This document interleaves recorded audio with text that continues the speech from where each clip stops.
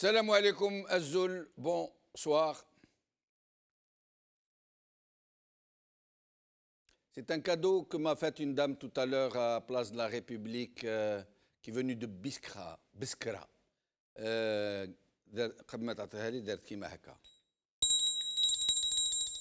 مغاربية قناة الشعب. Elle me l'a offert et je la remercie beaucoup.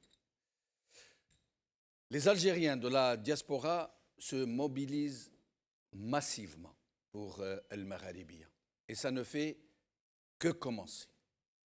Aujourd'hui, l'habituelle manifestation du dimanche à la place de la République n'avait pour thématique, cette fois-ci, que cette affaire Eutelsat. Les pancartes brandies et les slogans scandés étaient sans équivoque. La dénonciation d'Eutelsat, qui hébergeait El Magharibiya et qui dit avoir dû interrompre sa diffusion à la demande du régime algérien. Cette hallucinante et très abusive mesure a choqué tous les Algériens, à l'intérieur comme à l'extérieur du pays. Les manifestants de la place de la République ont réservé un accueil très chaleureux aux journalistes d'El Magharibiya.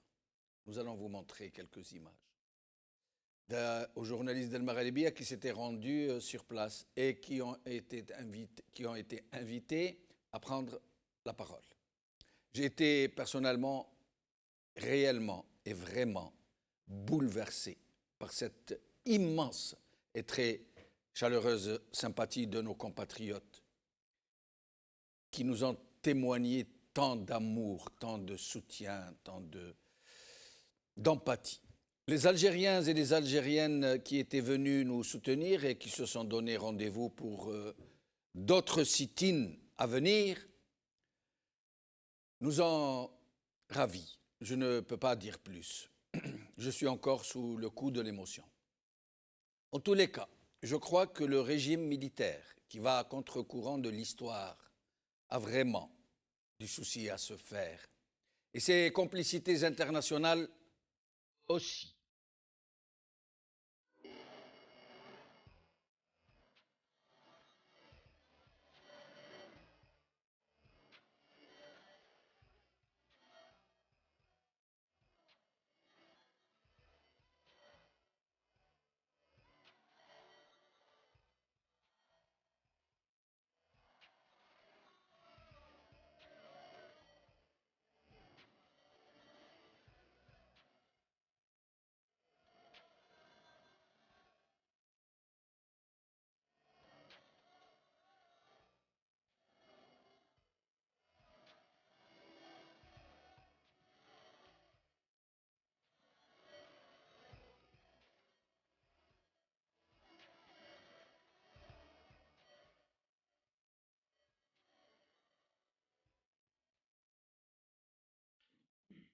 El Magharibiya au cœur du Hirak, c'est le titre de notre émission d'aujourd'hui. Et pour en parler avec nous ici sur le plateau, Idir Nouren, merci d'être avec nous. Idir Nouren, analyste politique, j'allais dire chroniqueur d'El Magharibiya.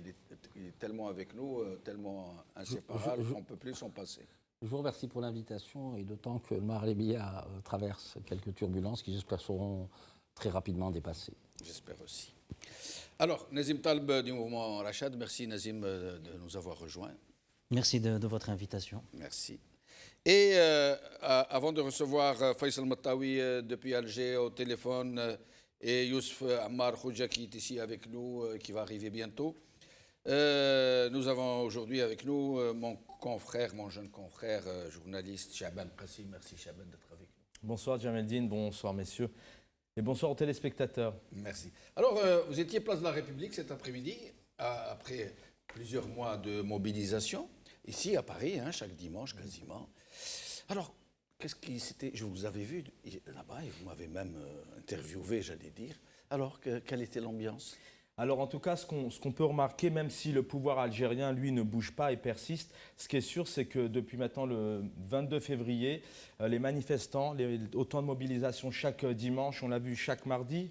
En Algérie, c'était les étudiants, mais en fait, on remarquera que le mardi, aujourd'hui, en Algérie, ce ne sont quasiment plus les étudiants, mais c'est aussi un vendredi, parfois le dimanche. En tout cas, à Paris, ce qu'il faut retenir, c'est aussi 250 jours de manifestation. C'était le 35e dimanche. Il y a toujours autant de monde, c'est du jamais vu. Sachez que c'est du jamais vu dans le monde entier, où pendant plusieurs semaines comme ça consécutives, on a toujours autant de monde, autant de présence, des enfants, des familles encore aujourd'hui, des grands-parents, des mamans, des papas. Vous aviez pris un très bon bain de foule tout à l'heure et vous l'avez vu. Donc c'est vrai que c'est toujours cette ambiance, alors à la fois festive, mais aujourd'hui le temps était plutôt maussade à Paris, puisque vous le savez, à Paris on est entré aujourd'hui dans une période automnale, il faisait 10 degrés. On peut même dire qu'il pleuvait. Voilà, vous m'enlevez les mots de la bouche, il pleuvait, il y avait une petite quinzaine de degrés.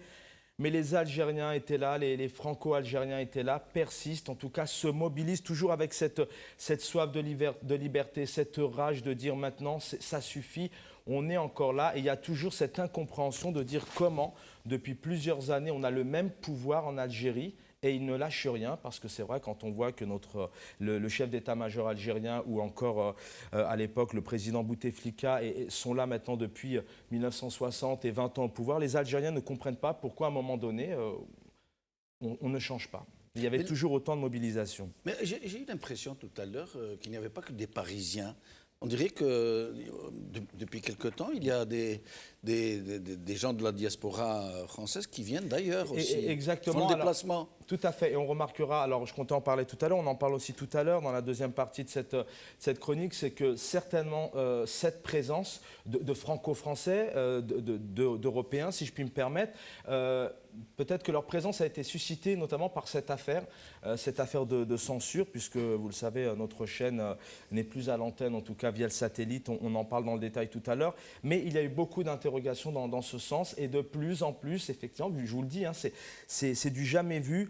Peut-être du temps de la Révolution française, il faudrait faire des recherches où tous les dimanches et tous les jours, alors je ne parle bien évidemment pas de la mobilisation sur les réseaux sociaux, où c'est du matin au soir, on a des vidéos venues du monde entier, des articles, des textes, et vous en faites aussi partie de ces... Alors, pour ce dimanche, un élément, j'allais dire, nouveau, qui a suscité quelque peu des interrogations, pour le moins, c'était la présence assez importante d'éléments de police ou de gendarmerie. Ah, effectivement, vous faites bien de le souligner, les forces de l'ordre étaient présentes, notamment en début de mobilisation, aux alentours de 13h30, 14h. On a eu une présence des forces de l'ordre, la police, les CRS, donc la compagnie républicaine de sécurité. Alors c'est vrai que ça a suscité une interrogation, une inquiétude. Pourquoi ? C'est assez simple. Lorsqu'on peut voir en France comme ça des manifestations qui ont lieu à plusieurs reprises, il y a toujours des forces de l'ordre, soit dans la manifestation, soit à quelques centaines de mètres. Mais pour cette diaspora algérienne, ces manifestations, ces mobilisations algériennes, effectivement, depuis plusieurs dimanches, quasiment depuis le début, il n'y en a jamais. On a encore vu il y a 3 semaines cette marche de République à Stalingrad, où on a eu comme ça 2-3 véhicules de policiers qui ont suivi le cortège, mais vraiment pour accompagner. J'ai eu le plaisir à la fin de cette marche d'aller discuter, aussi de saluer un peu ces forces de l'ordre qui ont accompagné cette marche. Alors en ce qui concerne aujourd'hui, pour répondre clairement à votre question, je me suis quand même permis en tant que journaliste d'aller à la rencontre des forces de l'ordre qui ont été très agréables. Nous avons échangé quelques minutes. Ils voulaient tout simplement être là, présents comme toute autre manifestation, mais il n'y avait aucun... Alors j'ai été clair dans mes questions, est-ce que vous avez une crainte suite à la censure ou est-ce que vraiment vous avez entendu? Pas du tout. Ils m'ont même répondu en disant « mais il se peut aussi qu'il y ait des personnes opposantes au mouvement actuel depuis des semaines ». Donc on est là aussi pour sécuriser. Et pour être honnête, non seulement l'accueil a été chaleureux, mais très rapidement, les forces de l'ordre se sont évaporées, en tout cas ont été de plus en plus discrètes. En tout cas, elles étaient très discrètes, même si elles étaient assez nombreuses, j'allais dire. Mais je rappelle en tout cas que c'est toujours positif d'avoir des forces de l'ordre aussi pour accompagner et sécuriser les manifestations. Alors, ce dimanche-ci... la thématique, si on peut dire, était El Maghribia. Il n'y avait rien d'autre. Qu'est-ce que vous en avez Alors, qu'est-ce qu'on retiendra effectivement de ce dimanche? C'est la censure de notre chaîne. Alors, il y a une incompréhension, il y a des inquiétudes. Certaines personnes ne comprennent pas du tout ce qui se passe, puisque pour eux, c'est une chaîne tout simplement. Alors, lorsqu'on pose, alors moi, c'est un peu une sorte de jeu, je vais voir les personnes comme ça et je leur demande, mais que représente pour vous El Maghribia? On me dit clairement, c'est une chaîne qui montre ce qui se passe en Algérie. soit depuis 8 ans, parce qu'on peut rappeler aux téléspectateurs, c'est une chaîne qui est présente depuis 8 ans, qui depuis 8 ans a à l'antenne plusieurs invités que vous avez le plaisir de recevoir et qui fait ce travail que les autres médias ne font pas. Et la réponse, c'est de dire, voilà, c'est une chaîne qui montre vraiment ce qui se passe en Algérie. Alors, ce que je vous propose, avant de répondre dans le détail à votre question, c'est justement de retrouver, de visionner ensemble ces images, cette ambiance qu'il y avait vraiment autour de notre chaîne. On se retrouve tout de suite après.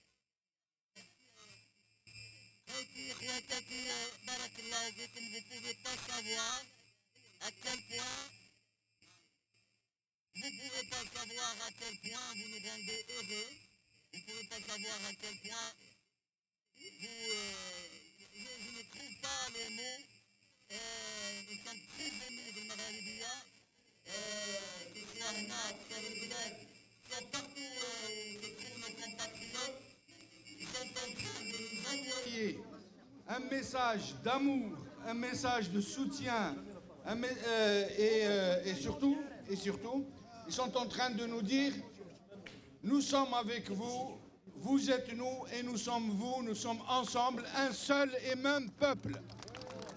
Voilà.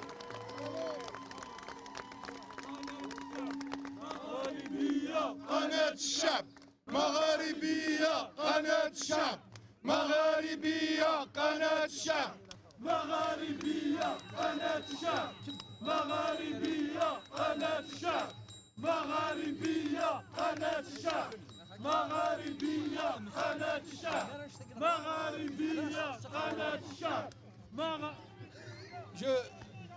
Je vous demanderai quelque chose, mes chers amis. D'abord, merci aux femmes qui sont là, qui sont en train de pousser des youyous, zgharit ou l'ouil. C'est bravo, bravo, bravo. تعال لي حبيتوا تبكيوني اليوم. أنا كون جونتون زغاريت الفريسة تاعي تشوك. على المغربية. اضرب.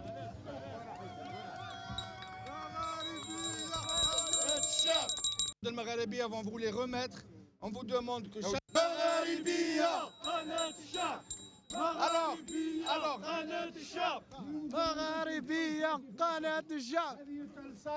c'est une... Il y avait trop de Jamaldine. Alors, on a voulu exceptionnellement ce soir. Vous étiez ému en tout cas. Oui, et c'est bien effet. aussi de voir parfois les journalistes présentateurs qui sont comme ça, la rédaction, qui sont aussi sur le terrain. En tout cas, vous l'avez vu, hein, il y avait vraiment les slogans étaient au rendez-vous pour la chaîne et tout ça effectivement suite à cette censure annoncée justement, Chaban, Oui. cette histoire de Telsat, Oui. il semble que cet organisme ou cette société anonyme, dont on dit qu'elle est de droit français, européenne, composée de plusieurs consortiums, opérateurs divers, mais qu'elle est de droit français, on dit d'elle qu'elle est coutumière du fait, que ce n'est pas la première fois qu'elle procède de ce genre d'évacuation, entre guillemets. Exactement. Alors, avant de parler, il y a eu un cas en 2016 au niveau de la Turquie. On peut rappeler aux téléspectateurs, Eutelsat, donc c'est l'un des premiers opérateurs mondiaux de satellites commerciaux, donc qui diffusent, ils en ont 39, leur siège Eutelsat. 39 satellites. Et oui, exactement. Donc ils diffusent un peu partout, couverture dans toute l'Europe, le Moyen-Orient, l'Afrique, l'Inde et l'Asie. Alors, ça a été créé en 1977 en tant qu'organisation intergouvernementale. En 2001, Eutelsat s'est privatisé, mais devient une société anonyme, mais l'organisation intergouvernementale demeure toujours, donc c'est une sorte d'organisation où il y a toujours des accords avec l'État, et l'État, des différents organismes de l'État doivent tout de même avoir un certain contrôle, il y a une étroite relation pour avoir un certain contrôle et voir un peu ce qui se passe. Donc le siège est à Paris, effectivement c'est une société de droit français. Alors, rapidement quand même, ce que comprennent pas les manifestants, c'est de dire El Maghribiya n'est pas en Algérie, c'est une chaîne qui n'est pas de droit algérien, et ils ne comprennent pas pourquoi cette chaîne n'a plus le droit de diffuser en Algérie. Alors je souris un peu parce que vous avez fait un très beau message, notamment sur votre page, c'est de dire comment aujourd'hui on peut supprimer, enfin c'est comme si demain la France demandait à supprimer CNN, Rai Uno en France, etc. Donc c'est vrai que c'est assez compliqué, et vous l'avez très bien dit sur scène cet après-midi que normalement, dans les airs, il n'y a pas de frontières. Et donc, les manifestants aujourd'hui ne comprennent rien, ne comprennent pas du tout comment une entreprise, une chaîne de télé comme celle-là, dont le siège est en Angleterre, on le sait, avec donc une couverture aussi à Paris, du jour au lendemain a été censurée et surtout n'est plus diffusée, notamment en Algérie par Eutelsat. Alors, pour répondre à votre question, on est le 30 septembre 2016. La Fédération européenne, je dis bien des journalistes, la FSJ a soumis une alerte puisque Eutelsat, donc toujours Eutelsat Société Anonyme, avait notifié son intention à l'époque de retirer immédiatement une chaîne de télé Med Nouch TV, une chaîne de télévision en langue kurde émettant de Belgique. La raison invoquée par Eutelsat, le contenu n'est ni conforme aux directives relatives à l'ordre public contenues dans notre accord, ni avec les lois qui régissent la distribution de la télévision en Europe et dans les pays environnants.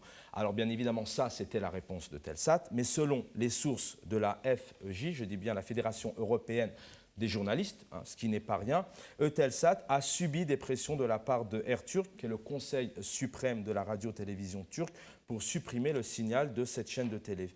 Et donc kurde, Med Nouch TV, considérée comme une chaîne de télévision pro-PKK par les autorités turques. La fin de l'histoire, c'est que 3 jours après, le 3 octobre, à partir de 10h, cette chaîne de télévision a été donc supprimée. Donc déjà, en septembre 2016, Eutelsat avait suscité inquiétude, interrogation. Est-ce que les raisons invoquées étaient réelles? Mais à la fois, je vous le rappelle, c'est vraiment important, c'est la Fédération européenne des journalistes qui avait dit « mais nous, selon nos sources, voilà la réelle raison ».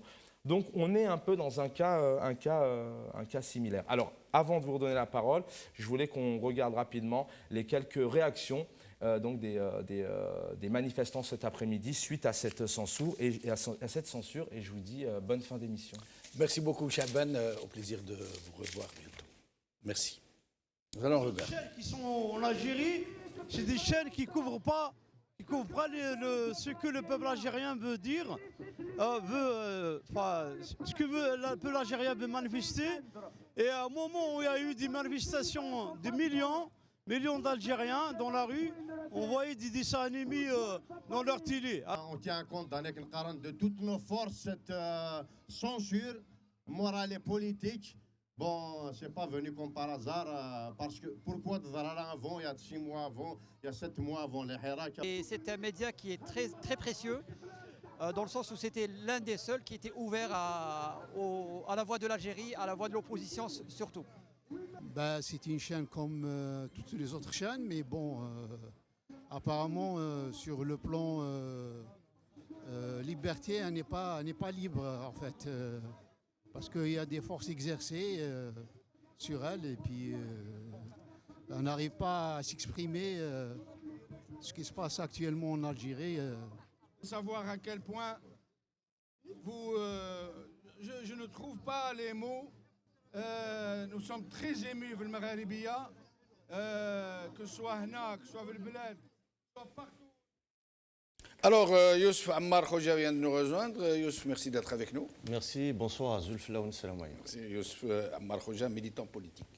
Alors, Nazim, vous étiez aussi à Place de la République aujourd'hui. Donc, vous étiez tous les trois. Exactement. Alors, état d'esprit, qu'est-ce que vous avez constaté aujourd'hui? Comment ça s'est passé? Au risque de vous répéter, effectivement, le sujet principal, c'était la censure qu'a subi El Maghribiya. Alors pour moi, ce n'est pas l'un des seuls, je crois que c'est les seuls qui relatent, qui vont vraiment chercher la vérité, ce qui se passe en Algérie, pour donner ce que les autres chaînes, toutes confondues, ne font pas, c'est-à-dire un minimum de travail sur le terrain. Aujourd'hui, mis à part le Maghribiya, je ne connais pas une autre chaîne en tout cas. Certaines existaient, mais elles ne le font plus. Elles sont tous rentrées dans les rangs, malheureusement. Et le Maghrébia, effectivement, aujourd'hui, c'est la seule chaîne où on voit le hirak et la réalité de ce hirak, le nombre, les slogans qui sont portés par les manifestants, la détermination de ce peuple et qui font finalement tomber tout ce beau mensonge que l'Aïsaba ne cesse de répéter, que Chab il est pour le vote, que Chab al-Hirak, ça y est, la fièvre est descendue, il n'y a plus le nombre qu'il y avait en mars. Et grâce, entre autres, à Al-Maghrébia, mais aussi aux réseaux sociaux, on peut voir également que ce mensonge est bien, c'est le mode opératoire de ce régime, c'est de mentir. Mais le Maghrébia aussi a cette unique, je dirais, privilège ou spécificité, c'est de permettre de s'exprimer. On voit, par exemple... Pour ceux qui ne comprennent pas le français. C'est-à-dire que l'opinion et l'opinion contraire, ou la vision et la vision contraire, ou un projet et contre-projet. C'est-à-dire qu'elle n'a jamais empêché, en tout cas à ma connaissance, même pour ceux qui défendaient le régime bec et ongle, de s'exprimer sur cette chaîne. Je peux le dire parce que nous, au sein de Mouvement Rached, pratiquement aucune chaîne aujourd'hui nous ouvre les portes, si ce n'est le Maghrébia. Donc cette censure, bien sûr, elle est malheureuse, surtout quand on voit que ce qui s'est passé en 2011 par rapport à notre chaîne, qui était à l'époque Rached TV, c'est exactement ce qui s'est passé. Alors peut-être pas exactement, parce que le pouvoir algérien à l'époque, ils sont pas partis chez Eutelsat, ils sont partis chez l'intermédiaire. Et je peux vous le dire sur la chaîne, ils ont versé des centaines de milliers, voire des millions d'euros pour qu'ils arrêtent la diffusion de Rached TV en juin 2011. On a fait une manifestation devant Eutelsat en juin 2011, début juillet 2011. On a été reçus pour Eutelsat, ça c'est juste pour l'histoire. Eutelsat nous a dit, nous on envoie des bouquets par 400, c'est un bouquet de 400 signaux. Donc on ne peut pas, nous, arrêter un signal en particulier. Ça a été confirmé parce que vous avez diffusé 2 documents, je crois, où Eutelsat, effectivement, n'a pas arrêté le signal, mais a demandé à votre intermédiaire et à tout le monde, finalement, d'arrêter le signal de Maghrébia Amazir, je crois, et le Hirak TV. Ça veut dire que concrètement, ce qu'ils nous ont dit en 2011 est vrai. Il n'en demeure pas moins qu'il y a un gros problème de cette... Non, mais nous, en l'occurrence, ce n'est pas le provider, le sous-traitant en quelque sorte, je ne sais pas comment on appelle ça. C'est Eutelsat elle-même. Et elle nous a fait parvenir des courriers pour nous dire que l'État algérien lui a demandé de nous interrompre parce qu'on n'était pas autorisé à diffuser en Algérie. Alors que nous n'avons pas de câble sur l'Algérie. Nous ne sommes pas installés en Algérie. Nous sommes une société de droit britannique et nous émettons à travers les airs, à travers les ondes. Il y a 2 problématiques à ce niveau-là. Je voudrais déjà relever la première problématique. C'est comment une chaîne de droit privé, une SA, Société Anonyme, pour ceux qui ne connaissent pas, SA c'est une société anonyme, qui a des associés, et comme c'est une intergouvernementale, je suppose qu'il y a des actions qui sont détenues par l'État pour avoir un droit de regard sur Eutelsat. Comment une société de droit privé peut se faire justice soi-même? Normalement, dans un pays dit normal, la chaîne doit être interrompue sur une décision judiciaire. C'est-à-dire que si ils ont une plainte de l'Algérie, sachant que cette plainte, elle vient d'un pays où l'Algérie et les droits de l'homme, ça fait quand même 11. Donc, si on continue sur ce mode operandi, c'est-à-dire que toutes les chaînes qui soient dans tous les pays autres que l'Algérie vont nous faire croire qu'ils ont une licence pour diffuser en Algérie. Ils nous prennent vraiment pour des imbéciles. Même les 40 chaînes qui ont des bureaux en Algérie, les 40 chaînes privées de droit divers, britanniques, allemands, koweïtiens, droit étranger, même ces chaînes ne sont pas autorisées. Elles diffusent sans autorisation. Il n'y en a que 4 qui sont autorisées, les autres ne sont pas autorisées. Pourquoi? Pour les pousser à l'autocensure, ça veut dire la chaîne qui ne s'autocensure pas, elle est fermée, comme la chaîne Al-Atlas, la chaîne Al-Watan, qui sont sortis du cadre de l'autocensure, qui ont été fermées, dont le matériel a été saisi. Et quand les propriétaires se sont présentés à la justice pour porter plainte, le juge leur a dit quoi? Mais vous n'êtes pas autorisé à émettre. Déjà, vous êtes contre la loi, vous risquez même d'être arrêté. Et ils sont tués. Donc aujourd'hui, Eutelsat, il y a à peu près des milliers de chaînes.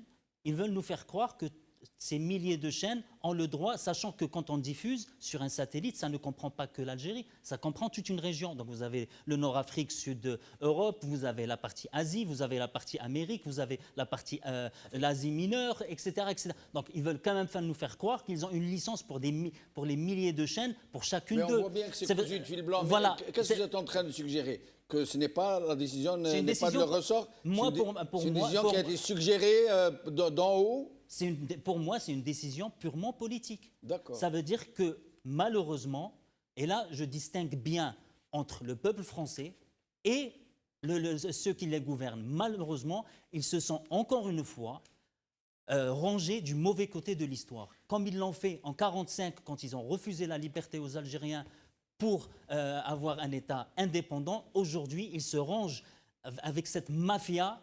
Et ça, c'est tout simplement inacceptable. Le ministre des Affaires étrangères, à 2 reprises, avait déclaré ne pas vouloir s'immiscer dans les affaires algériennes, qu'il comprenait ce sursaut du peuple algérien, qu'il souhaitait que cela se règle de façon démocratique. Et dire. Oui, mais disons que ça revient à un deuxième plan. Moi, je rejoins en partie Nazim. La décision de Telsat est une décision abusive. Elle prive les Algériens, des millions d'Algériens, d'une information crédible diffusée par Al Maghribiya. Je ne suis pas d'une information vérifiée, d'autant qu'il me semble, à ma connaissance, Maghribiya, en tant qu'entité, n'a jamais reçu de plainte contre elle pour diffamation. Non. Donc, sachant que le Maghribiya répond à des standards internationaux quant à sa diffusion, la qualité de ses journalistes, ce n'est pas parce que vous êtes là, vous connaissez mon propos cash. Je veux dire par là que Maghribiya vraiment souscrit d'abord, à ses obligations contractuelles par rapport à Eutelsat, et de 2, je pense qu'elle exerce son métier de manière claire, de manière audible et de manière professionnelle en donnant des informations généralement vérifiées. Et c'est des informations qui sont factuelles. Maintenant, comment doit-on prendre les choses? Et moi, sur le communiqué de Telsat, ils ont eu pression du gouvernement algérien, ils le disent eux-mêmes, et ils invitent Maghribiya à se rapprocher de l'autorité de régulation du ministère algérien. Mais je pense que Telsat n'a pas compris. Elle n'a pas compris parce qu'il n'est pas dans ses prérogatives de suspendre une chaîne. Comme a dit Nazim, il faut une décision de justice. Ça c'est le premier élément. Et le deuxième élément, moi je comprends les dirigeants du pays actuel, sachant que Maghribiya... La pression exercée pour le pouvoir algérien ne se fait pas directement sur Eutelsat. Non, mais évidemment. Non, mais il se fait entre gouvernements. Mais moi, je parle en général, Nazim. Je parlais dans les détails transversaux, etc.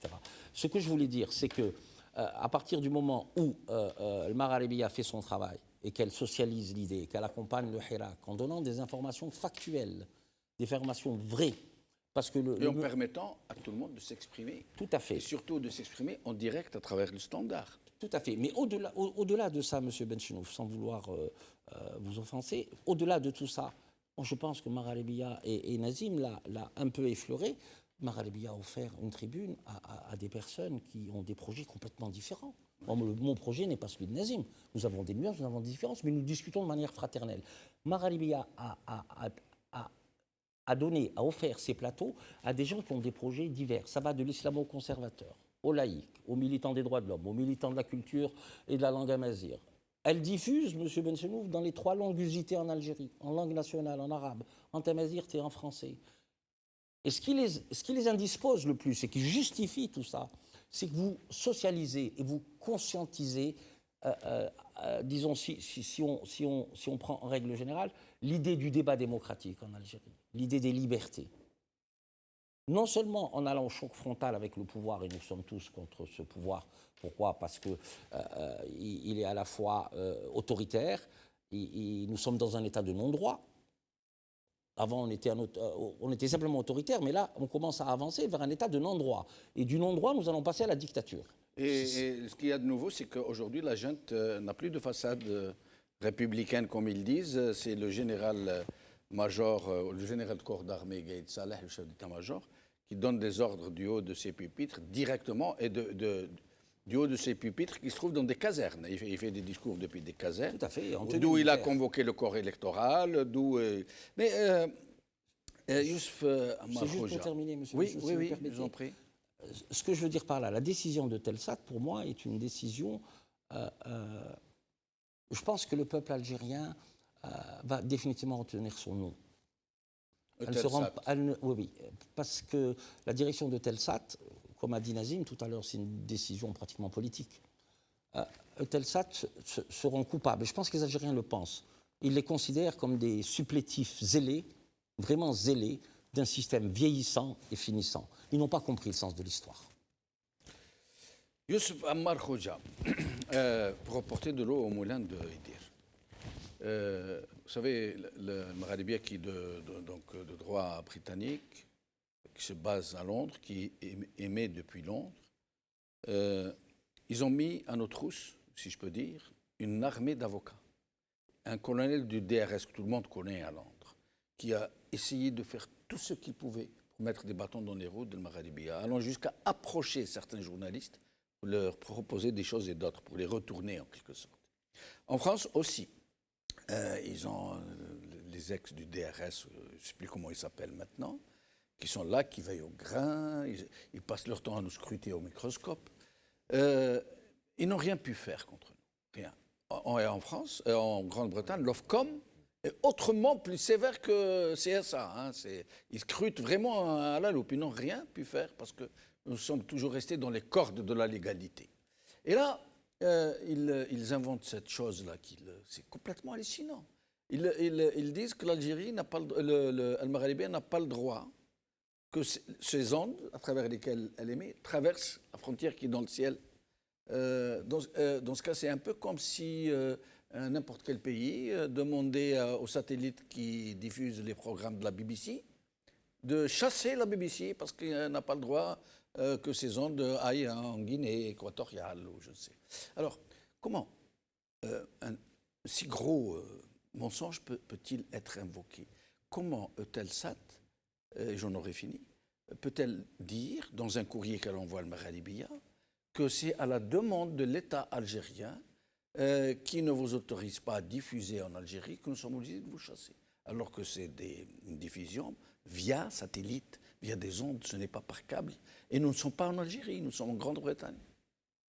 Avant de répondre directement à ta question, Fouad Jamaldine, je me suis posé la question qui me paraissait importante au moment où j'ai su qu'il y a une campagne de censure contre Maghrébia. C'est que cette censure est venue de France, de Telsat, qui est situé dans le 15e arrondissement de Paris.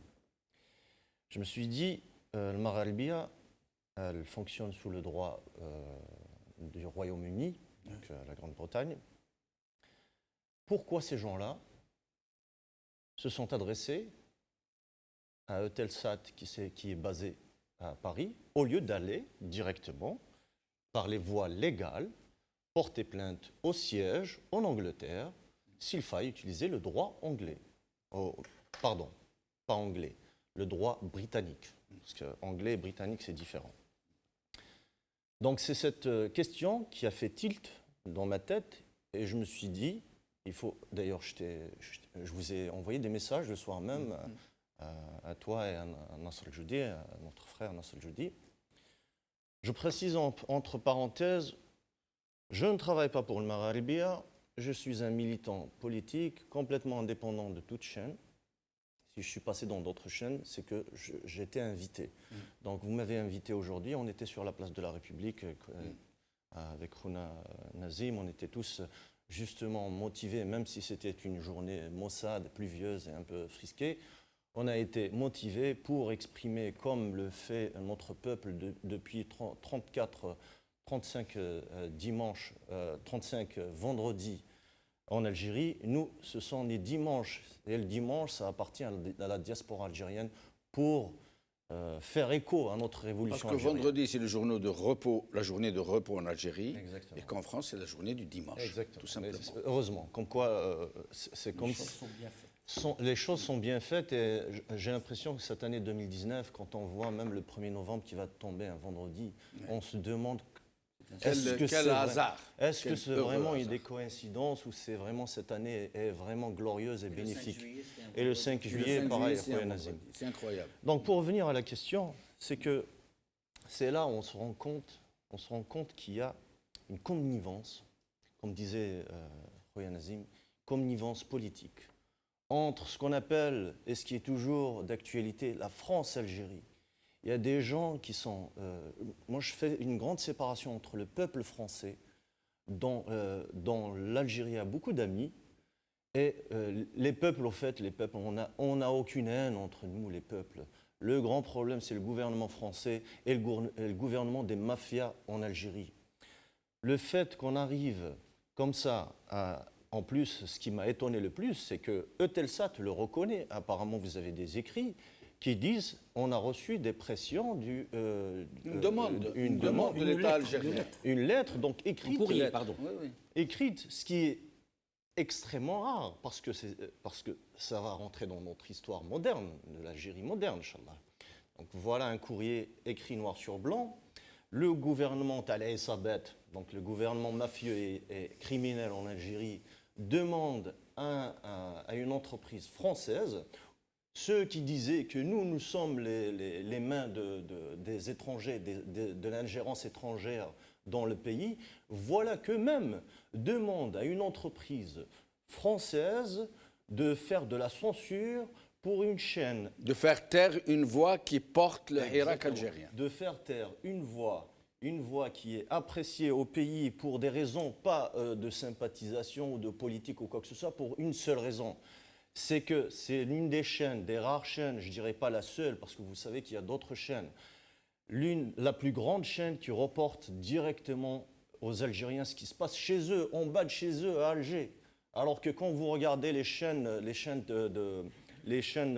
collabos, moi je les appelle les chaînes de collabos, qui sont en train de montrer des dessins animés alors qu'il y a des millions d'Algériens qui manifestent et que le monde entier regarde avec admiration, Besselmia, donc avec la non-violence, à une organisation digne d'une grande armée non-violente, et voir que plus de 200 millions, voire 300 millions de personnes sont sorties depuis 35 semaines, et il y a eu pas de casse, pas d'incendie, et il y a eu une seule victime par la violence policière, mais les 4 victimes qui ont été souvent par des raisons naturelles, par des crises cardiaques. Donc, il faut savoir, j'espère que les Français, le peuple français et les peuples du monde entier sont en train d'écouter le nouveau message de la révolution algérienne, la non-violence et le civisme de cette nation qui est en train de réveiller d'autres nations. Du temps de François Hollande, on comprenait, vous vous rappelez la fameuse histoire de la lacrité, hein, M. Hollande qui se déplace juste en Algérie parce que les gens commençaient à s'indigner comment tout un pays pouvait être gouverné par quelqu'un qui ne savait même plus son nom. À l'époque, on nous disait non, c'est pas vrai, il réfléchit, il parle, il décide. Et alors, la tension était montée vraiment en mayonnaise. Et donc, pour calmer les choses, M. François Hollande fait un voyage à Alger, un voyage éclair, juste pour donner une conférence de presse, pour nous dire qu'il avait discuté avec le président algérien. Et c'est là où on avait quasiment appris ce mot nouveau, d'alacrité, qui était d'une grande alacrité, qui avait une vision des choses, pas seulement de l'Algérie, nous a-t-il dit, mais du monde entier et tout et tout. Et donc, à cette époque-là, on comprenait un peu que la France, pour des raisons d'État, pour cette fameuse raison d'État, cette bien commode raison d'État, puisse couvrir un tel régime qui se cachait derrière la façade de Bouteflika. Notamment M. Ahmed Gaïd Salah et Saïd Bouteflika, que les Algériens appelaient Sadou Gadou, le binôme. Alors, à l'époque, on comprenait qu'ils puissent jouer cette carte parce qu'il y avait beaucoup d'argent en jeu. Le pétrole était au plus haut, l'argent rentrait en masse, il y avait beaucoup de contrats, beaucoup de choses. Mais là, aujourd'hui, avec cette crise économique qui déboule, qui va être terrible, dans moins d'1 an et demi, l'Algérie va connaître une crise effroyable, épouvantable. Certains grands experts ont parlé de famine. Et donc aussi de ce risque de tsunami migratoire qui pourrait donc déferler sur la France. À Dieu ne plaise, puisque si jamais ce régime est chassé, les Algériens vont se prendre en main, retrousser les manches et reconstruire leur pays. Mais ma question, et j'en arrive à ce que je voulais vous demander, comment cet État français, qui sait les risques qu'il y a en Algérie et qui est en train d'observer cette fameuse levée humaine, ce fameux élan du peuple algérien qui n'aspire qu'à se libérer, qu'à instaurer un état de droit. Comment peut-il jouer une carte aussi hasardeuse comment peut-il miser sur un régime qui va partir sans aucun doute et prendre le risque de marquer en lettres noires sur le tableau de l'histoire cette connivence entre des généraux putschistes, des généraux qui prennent le pouvoir par la force, et l'État français. Comment ont-ils pu être aveuglés à ce point? Bon, sur votre question, il y a plusieurs aspects. Il faut peut-être juste rappeler quelque chose, c'est que l'Algérie, effectivement, exporte pour à peu près 98% de pétrole, contrairement à ce qu'on dit 92%, mais en réalité, les 6%, c'est des produits issus du pétrole, c'est des huiles. Vous voulez dire les ressources proviennent de 98% voilà. des hydrocarbures. Donc, gaz et pétrole. Gaz et pétrole. La crise économique en Algérie, alors il faut la disséquer, mais il faut parler de 2008. Oui. Le commencement de la baisse de la production pétrolière en Algérie. Oui. Donc la crise, elle n'était pas encore visible, mais elle commençait à pointer du doigt déjà en 2008. Bon, on avait encore 200 milliards de réserves, donc on pouvait encore faire tourner, je dirais, acheter la paix sociale, mais en réalité, la crise a commencé vraiment en 2008. En plus, il y a un effet ciseau, c'est-à-dire que vous avez une baisse de la production pétrolière et une augmentation de la consommation interne. Donc, du coup, les capacités d'exportation vont aller en diminuant.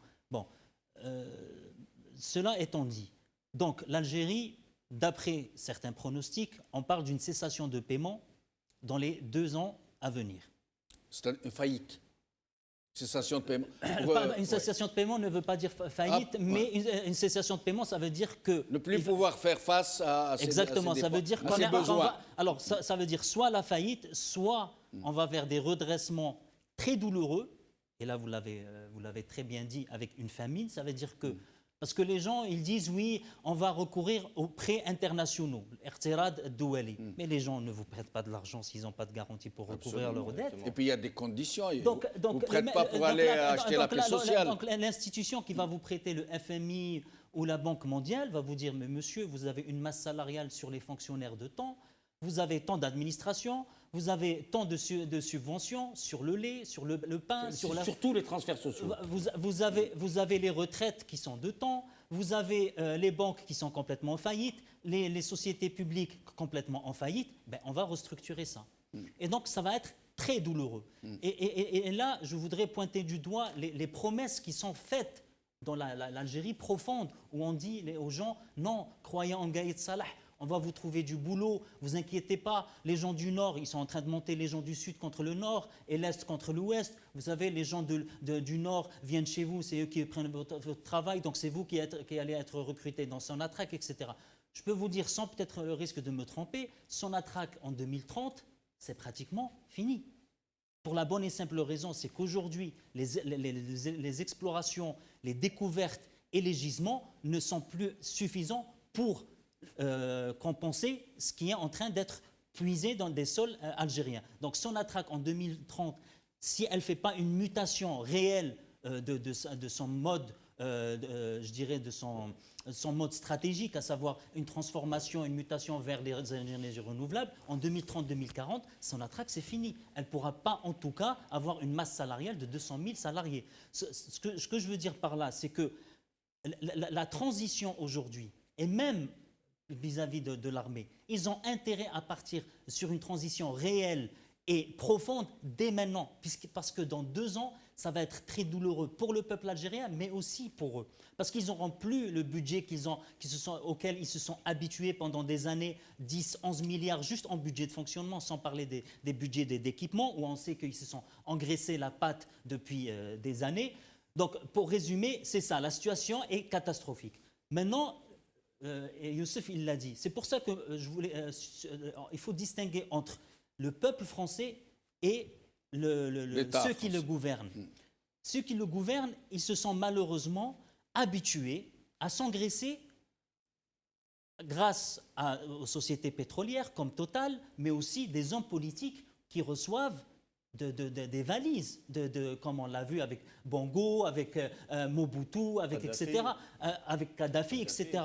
Et malheureusement, il va se passer exactement comme je vous ai dit, la France a raté le virage de l'histoire en 1945, quand même à l'époque, même en 1950, quand Chevalier leur a dit « Mais attendez, l'Algérie est en phase d'explosion, il faut faire quelque chose ». Et les colons ne voyaient pas ça. Ils se sont habitués à leurs milliers d'hectares qu'ils leur amenaient. Tu vois les maires d'Alger qui avaient pris la nationalité algérienne par la suite.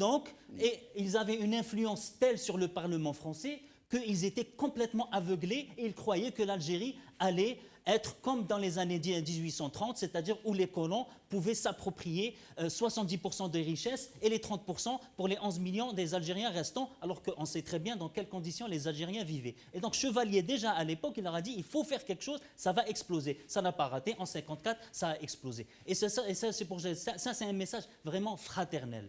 L'Algérie ne va pas se déplacer vers un autre continent et la France non plus. Notre avenir est commun. Notre développement est commun. Notre épanouissement, notre échange culturel, même humain, capital, etc., est commun. On peut pas Gagnant-gagnant. Gagnant-gagnant. Mais il faut arrêter ce court-termisme, cette vision où Total va pomper pendant encore 10 ans, où les sociétés françaises vont encore avoir la même mise sur l'économie algérienne pendant encore peut-être 10 ans. Il faut regarder au-delà. Pour arriver en fin de compte au mur. On va aller au mur, bien sûr qu'on va aller au mur. Mais on y est déjà.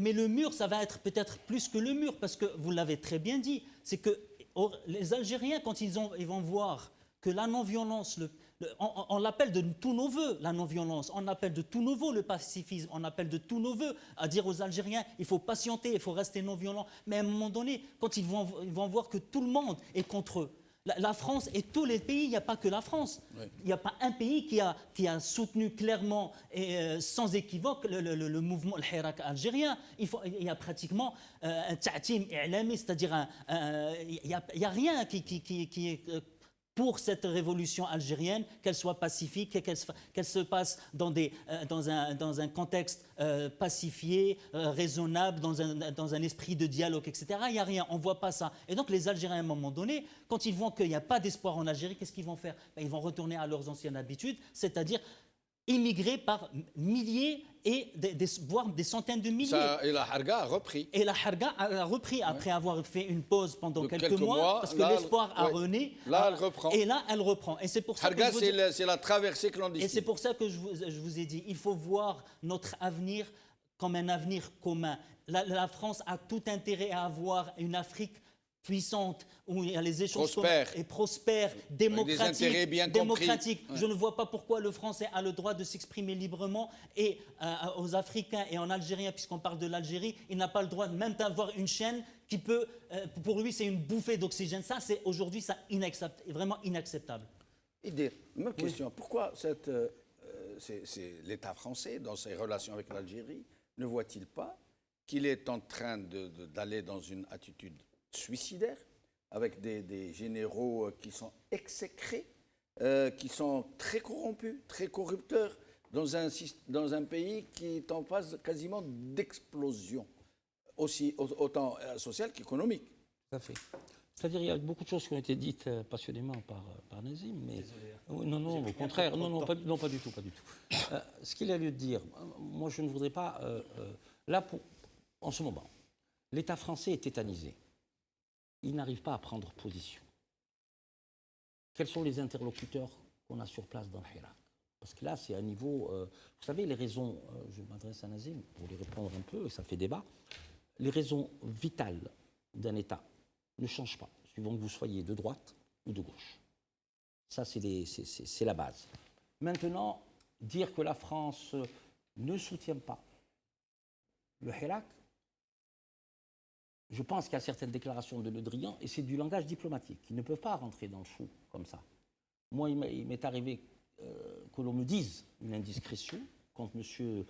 Macron est parti en décembre il y a 2 ans, il a dit aux Algériens, parce qu'il paraîtrait que c'est bon, on me l'a rapporté, que c'était cash, il leur a dit... Desserrez-vous.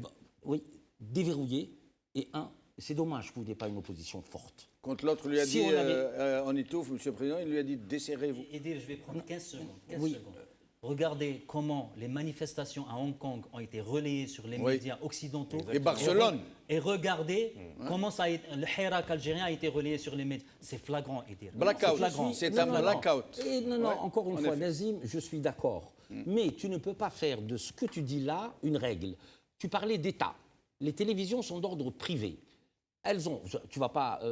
Oui, le mais il patron y a- de BFM, il y a on est quand d'accord. même, On est ouais. d'accord, Monsieur Benchenouf. Il n'y a aucun souci. À bâton Mais, rompu, oui, Edir, à mais bâton dans, rompu. mais dans ce que dit Nazim, je me dis qu'il surdimensionne un petit peu. Les chaînes sont privées. Elles ont des lignes éditoriales. Puis BFM, c'est pas la même que. Ou alors elle que considère CNews. peut-être que les événements France algériens 24, n'intéressent c'est pas pratiquement- oui. leur audimat, n'intéressent pas leurs téléspectateurs. Non, ça intéresse. Parce Non, que mais le elle produit considère Algérie, peut-être, ouais. en termes de marketing, ça les intéresse. Mais ils veulent Bon, une et Algérie dire- où il y a du sang. Ils ne veulent pas d'une Algérie Ah. pacifiste qui donne des leçons. Quand vous voyez M. Patrick Poivre d'abord, qui n'est pas un inconnu des médias français, et qui propose le prix Nobel au peuple algérien. On Oui. oublie tout ça, Ah oui. le peuple algérien. On Merci oublie. de l'avoir rappelé. Ce que je veux dire, Nazim, c'est qu'on ne peut pas aller vers dire c'est la France, pas la France. On devrait commencer, nous, à donner du sens au Hirak, du sens politique. S'il y avait des interlocuteurs, non seulement sur la scène politique algérienne, qui émergent, qui discutent et qui négocient de pied à pied avec l'institution militaire, ce que j'ai appris, le compromis historique, les Européens, à leur tête la France, parce que c'est son précaré, il faut le dire, là je te rejoins, vont dire il y a des interlocuteurs.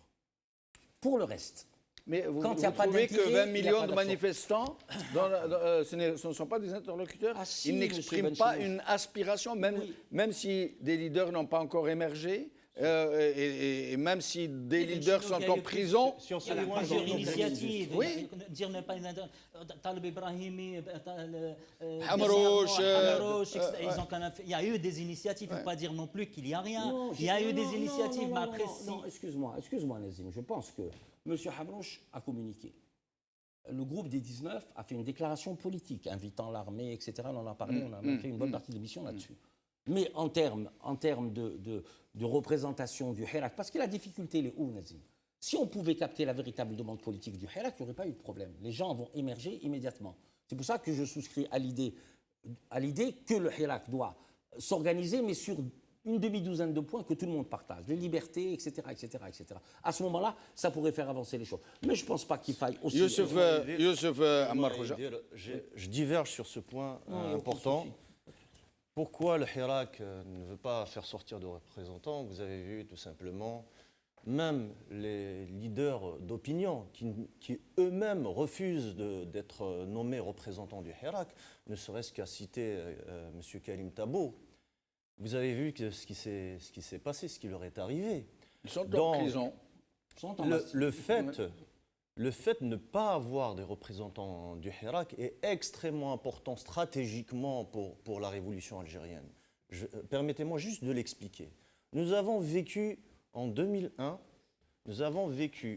un mouvement, c'est vrai, qui était plus concentré sur la Kabylie, un mouvement qui a pu mobiliser pratiquement 3 millions de personnes pour aller demander ce qu'on est en train même de demander aujourd'hui, la démocratie en Algérie en 2001. À partir du moment où ce mouvement a désigné, donc l'Arouche, le mouvement Al-Arouche, a désigné des têtes qui le représentaient et qui allaient négocier avec la mafia des généraux, ce qui s'est passé, vous le savez tous, on a soit les uns, on les a rachetés bien sûr, carrément par de l'argent et de l'influence, d'autres, on les a envoyés dans des ambassades, tout simplement, on a décapité le mouvement avec de la corruption parce que ce régime criminel utilise la violence et la corruption. C'est pourquoi, quand vous allez, j'espère qu'il y a beaucoup d'entre nous qui ont déjà manifesté à Alger, moi-même j'ai manifesté à Alger, vous remarquez tout de suite que les manifestants refusent même les emblèmes politiques. de partis politiques, partisans. Tout à fait. Partisans. Alors on se pose la question suivante. Pourquoi un tel mouvement de millions de personnes qui demandent des objectifs politiques? C'est un mouvement politique. Ce qui se passe en Algérie, c'est une crise politique qui est créée par ce régime depuis 1962. Et le peuple a vu que durant des années, les partis politiques ont échoué. Il faut le dire, moi j'assume ça depuis le début d'Al-Hirak, depuis même 2011, je vais vous dire pourquoi. En 2011, il y a eu une deuxième révolution. J'étais à Alger avec Fodil Boumela, avec Bouchachi, je peux le dire, avec Saïd Saadi, avec même Ali Belhaj. On s'est dit à ce moment-là, avec la révolution de nos frères tunisiens, on s'est dit c'est peut-être l'occasion historique justement de basculer, de changer, d'apporter le changement dans le régime. Et bien sûr, moi je considère qu'on a échoué. Pourquoi on a échoué? Parce qu'ils ont utilisé la division, et la division régionale. C'est-à-dire, quand on est arrivé à la place du 1er mai, ils ont bien sûr habillé certaines personnes du DRS en les habillant avec des qamis et des barbes, et qui étaient là, bien sûr, protégés par les CRS, et qui étaient là en train de nous lancer des blocs et des pavés pour nous faire fuir. Et ces gens-là nous ont dévisés à cause de la même histoire qu'a utilisé Gaïd Salah à propos de l'emblème berbère, en disant « l'qbaïl habou yaqsmou le blad ». C'était la même histoire en 2001, la même histoire en 2011. Et donc, après cet échec, c'est là où beaucoup de gens ont compris une chose extrêmement importante. Ne jamais sortir de représentants quand une grande révolution. Mais il faut bien qu'il y ait des représentants. Pas pour l'instant. On ne peut pas parler. Je suis désolé, pas pour l'instant, pas pour le moment. En ce moment, vous allez voir. Nous sommes au 8e mois de manifestation. Le peuple est plus intelligent que ces individus, même les éminences grises de ce peuple ne dépassent pas l'intelligence collective de Chab ou de l'Hirak. Ce qui est en train de vous allez voir, il arrivera un temps où on va sortir Ils vont émerger d'eux-mêmes. Ils vont émerger, mais pour le moment, il faut tenir front, uni, peuple, tout le monde pareil, avec une égalité, une fraternité. Le plus important, c'est vraiment de garder cette unité et selmia. La non-violence et l'unité et la mobilisation à fond, et surtout qu'on a une grande date ultime, c'est le 12 décembre et il n'y aura pas de vote. Alors, il y aura le Mahrez. Il y aura Mahrez. Alors, vous parliez de partis politiques. Je voulais en arriver là. Je vous remercie pour la transition que vous m'offrez. Cette histoire de Al-Maghribi, moi j'ai été très étonné parce que je reçois souvent des représentants de partis politiques, des journalistes, des gens de la société civile qui se disent société civile, des élites intellectuelles qui se disent élites intellectuelles. Et donc, j'ai été très étonné devant ce motus, ce bouche cousue de tout le monde. La presse, pas un mot, pas une ligne, pas un entrefilet sur un tel scandale qu'a subi le Maghribi, qui pourtant est porté à bout de bras par les millions de gens qui manifestent sur le fameux slogan Maghribi Qanat Shab. Il le voit. Il voit que le Maghribi est devenu le premier média en Algérie, très très loin devant le deuxième. Que le Maghribi, le peuple algérien lui fait confiance. Que le Maghribi n'informe pas seulement. Elle permet des tribunes, elle permet à des gens comme vous de se rencontrer, d'exprimer leur point de vue respectif. Et elle permet, et je crois que c'est la seule chaîne au monde, qui ouvre son standard en direct à ses téléspectateurs dans des émissions polémiques, au point où nous nous faisons régulièrement insulter par les nervis du régime qui, comme on ne peut pas contrôler, c'est ouvert. Et donc, ni partis politiques, ni presse, ni élites intellectuelles, ni observateurs politiques. Personne, à part quelques journaux en ligne comme Interligne, Algérie Focus et d'autres, qui me pardonneront de ne pas les citer, personne n'a pipé mot. Ça m'a semblé absolument incroyable. Comment des partis qui se disent de l'opposition et qui se taisent qui rasent les murs, qui se font oublier, des journalistes qui connaissent le phénomène du Magharibi à sa juste mesure et qui n'en parlent pas une ligne. À votre avis, Nazim? Voilà, c'est une question difficile parce que moi, sincèrement, je n'ai pas suivi les réactions des partis. Bon, il faut quand même. Je crois que même votre parti, Rachad, il me semble, hein, à moins que je me trompe, je demanderai pardon, je crois que même votre parti n'a fait aucun communiqué en l'occurrence. Ah non, non, on a relayé. Non, non, déjà, non. Premièrement, Rachad n'est pas un parti politique et on a relayé l'information. Pas seulement relier, il faut s'exprimer, il faut condamner. Non, mais ça ne fait pas non plus longtemps. Il faut Comment laisser ça, le temps aux ça gens fait pas longtemps? Plus d'un jour, ça fait longtemps. Non, mais en tout cas, on a relayé l'information. On n'a pas été. Il ne suffit pas de relayer. Le parti de Gil Jadid, Zoher, notre ami Zoher, à titre personnel, il a relayé l'information aussi. Mais son parti n'a rien dit. Ni le RCD, ni le FFS, ni tous ces partis d'opposition. Non, on a relayé l'information sur le site Mouvement Rachad de Facebook. Il ne faut pas non plus. On ne l'a pas fait anti-personnel. Bon, vous n'êtes pas des journalistes. Relayer l'information, ça relève du journalisme. Alors, vous avez fait jouer un rôle à votre site d'information. Mais la posture politique n'y est pas.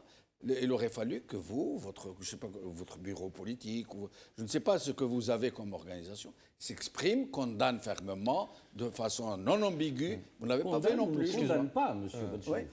Condamne ou ne condamne pas. Ne condamne ou ne condamne pas. Tout à fait. Voilà. Rien qu'hier, j'ai entendu M. Larbezetot dans une émission sur sa chaîne YouTube condamner la censure de Al-Magharibiya. Donc je ne suis pas là pour défendre Rachad. Excusez-moi, monsieur, excusez-moi. Parce qu'à ce moment-là, ce qu'on appelle, monsieur Benchelouf a posé clairement la question. C'est les organisations politiques. Monsieur Zitout fait partie d'un mouvement. Oui. Exactement, oui. Il parle au nom de son mouvement, ou lui, ou monsieur Drina, ou Nazim. Ça, c'est autre chose. Oui. Les condamnations à titre individuel, là, nous sommes... Attends, excuse-moi. Non, personnel. Ce n'est pas une condamnation. Oui. Mohamed Larbezetot, il parle au nom que porte-parole du mouvement Rachad. Donc, si il proteste, alors même le mot condamnation... Alors, c'est vrai, c'est communément connu, on condamne, mais c'est le juge qui condamne. Bon, on ne va pas rentrer dans la polémique du lexique et de la sémantique.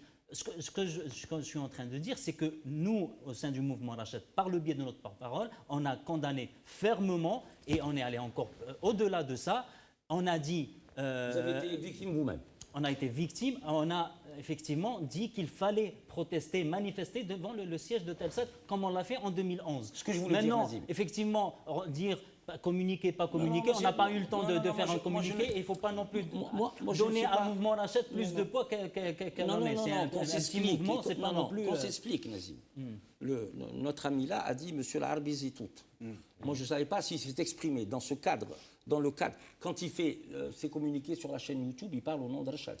Oui, bien sûr. Comme M. Dina parle, il parle en tant que porte-parole. On parle tous au nom du mouvement Rachad. Très bien, parfait. Ce que je vais vous dire, Nazim, je me permets, on se tutoie, c'est qu'on est dans l'ordre constitutif du principe, là. Condamner, je suis d'accord avec toi. Protester au moins de cette censure qui est inique. Parce que ça participe...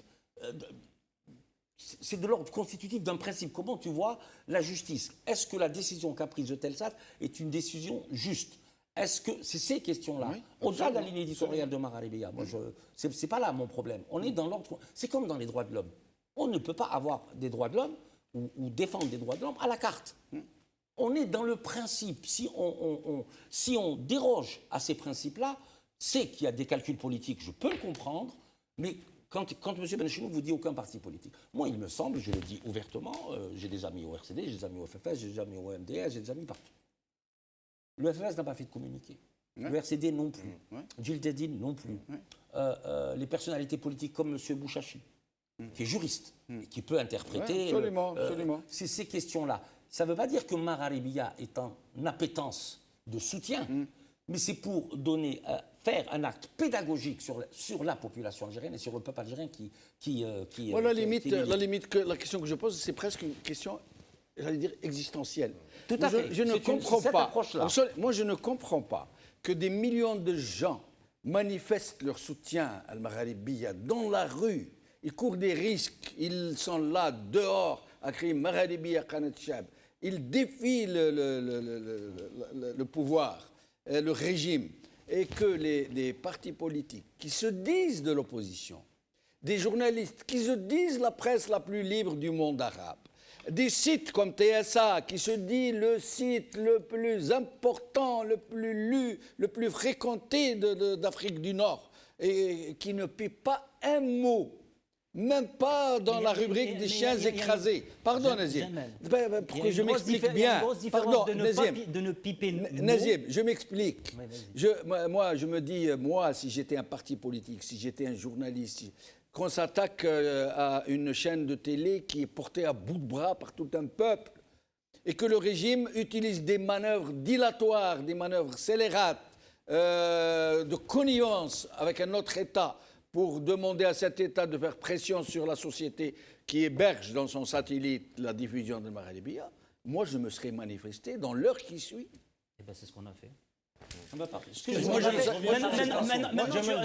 l'avez fait, je m'en excuse. Non, Jamel, il ne faut pas rentrer dans le formalisme. Comment ça a été fait? C'est pas une question de formalisme, c'est une question de principe. Principe, pas une question de formalisme. Non, Jamel, vous me dites, pas de communiqué. Je vous dis, peut-être qu'on n'a pas fait de communiqué, on n'a pas eu le temps de faire un communiqué, mais protester, on a protesté fermement par le biais de notre porte-parole, Mohamed Larbezetout. On a protesté sur la page Facebook de Harakat Rached.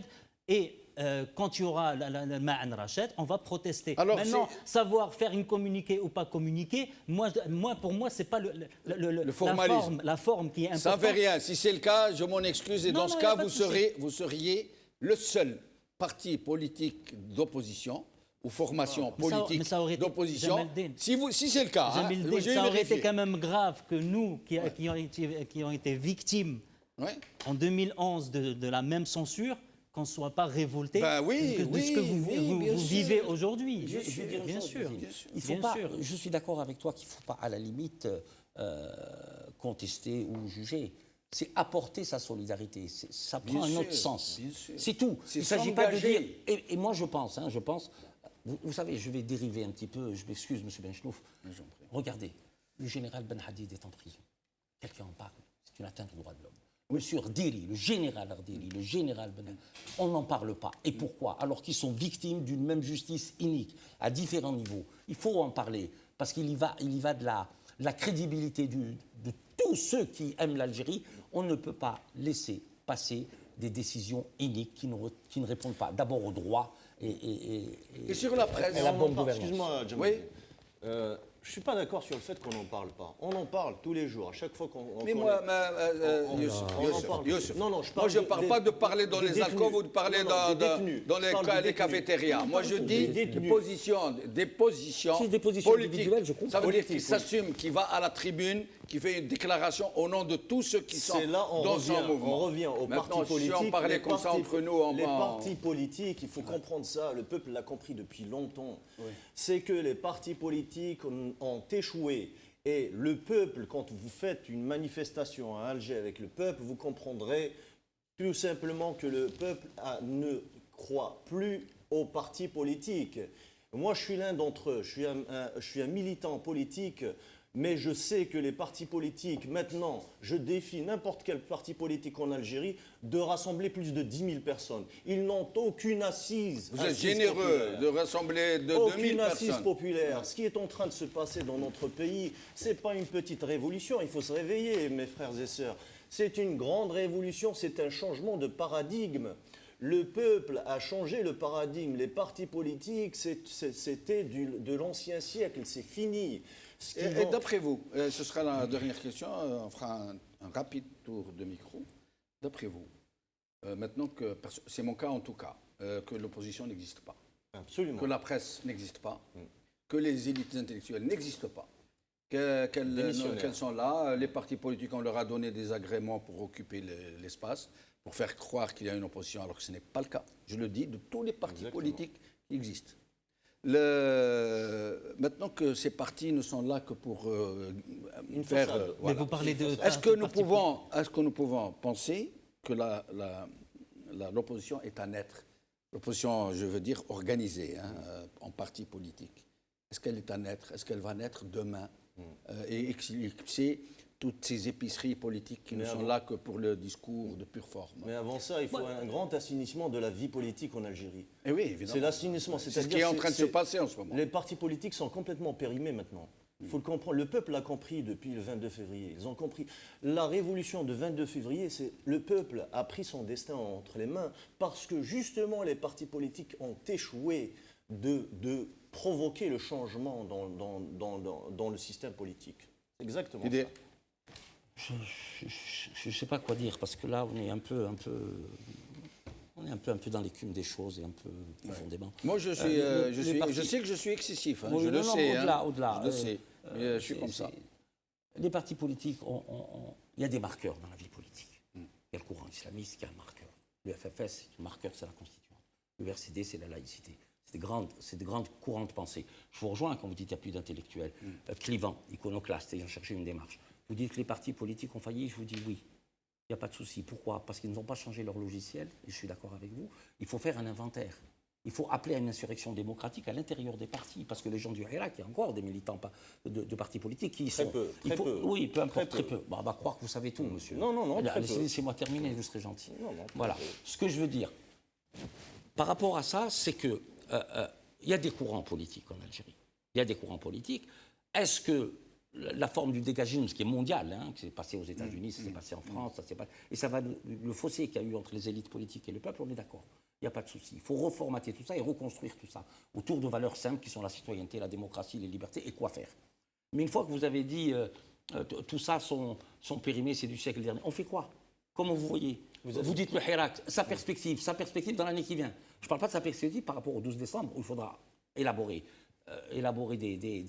des actions qui vont donner de l'alimentation intellectuelle et politique au Hirak, afin de trouver les bons éléments, afin de dissuader tout le peuple algérien d'aller voter.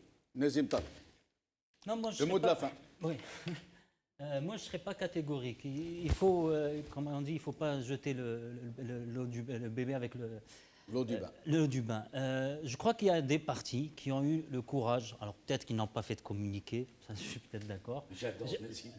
Non, mais c'est vrai, je n'ai pas suivi. Mais moi, je trouve que la position, pourtant, le RCD, hein, il a dit la laïcité, c'est pas du tout peut-être notre projet politique, même si le mouvement Nachat n'a pas de projet politique. Moi, c'est le changement radical et non violent. Je trouve qu'il a eu des positions et à ce jour, a des positions encore courageuses. Donc, je ne mettrai pas tout le monde dans la poubelle et dire que c'est pas bon et on jette tout ça. Non. Moi, je trouve que la plupart des partis, certes, et on le sait pourquoi. Ça a été créé par le système, ça a été créé par le Ressaban, donc il ne faut pas s'attendre à des miracles. Mais pour ceux qui sont dans le milieu ou qui sont un peu comme le RCD, il faut leur envoyer une invitation. Il faut leur dire, venez vers le Hirak. Ne soyez pas au milieu. C'est, comme il a dit Youssef, c'est un changement de paradigme. On est sur la croisée des chemins. Il faut se ranger à côté du Hirak et ne plus attendre quoi que ce soit de l'Issaba parce qu'on sait très bien qu'est-ce que ça va donner. Ça va être une privation des libertés, une privation du minimum qu'un citoyen peut aspirer dans un État dit normal, à savoir un État de droit, de liberté et de justice, etc. Encore une fois, il faut un discours pour ces gens-là, ces partis-là, qu'il faut qu'ils rejoignent le Hirak. Alors, je ne sais, peu importe la base qu'ils ont populaire, qu'ils peuvent réunir 10 000, qu'ils peuvent réunir 100, l'essentiel pour nous, c'est de ramener le maximum vers nous et laisser les qiyadat al-jish يقابلوا الحيط وحدهم. Voilà. Merci Nazim Taleb, merci Chaban Qassi, merci Idir Nouren, merci Youssef Ammar Khouja, merci à vous chers amis de nous avoir suivis. C'est comme ça, nous continuons à nous battre, nous vous remercions pour tout ce soutien que vous nous apportez de mille et une façons. Je rappelle, c'est très important que pour le moment, ou plutôt je préfère ne pas en parler, de ces appels à collecte, etc. Je préfère pour le moment ne pas en parler avant d'avoir une autorisation de ma direction parce qu'il semble qu'il y ait beaucoup d'appels non identifiés qui circulent ici et là. C'est très dangereux, je vous demande de faire très très attention. Sinon, nous sommes dans la bonne voie. La preuve, cette réaction de fauves blessés de ce régime qui en arrive à appeler au secours une puissance étrangère pour faire pression sur la société qui héberge société de satellite qui hébergeait El Maghribia, nous sommes sur la bonne voie, à la seule condition que nous restions aussi pacifiques que nous le sommes depuis le premier jour, et que nous restions aussi unis que nous le sommes, et aussi déterminés que nous le resterons jusqu'à la victoire finale.